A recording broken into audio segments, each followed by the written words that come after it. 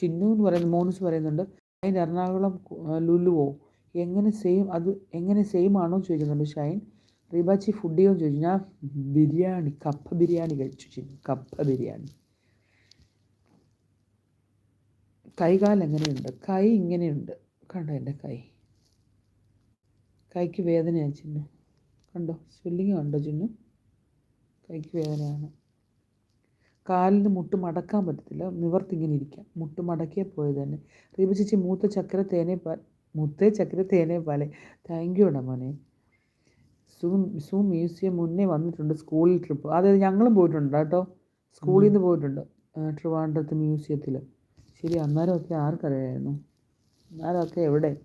കപ്പ ബിരിയാണിയാണോ എപ്പോഴും കൊളസ്ട്രോൾ പിടിക്കുവേ, മനുഷ്യനെ കൊളസ്ട്രോളും ആക്കി ചിന്നുമോൾ. റീബ എന്നെ ശ്യാം എഴുന്നേറ്റ്. അടുത്ത വീഴ്ച ശ്യാം ഇപ്പം രണ്ടാം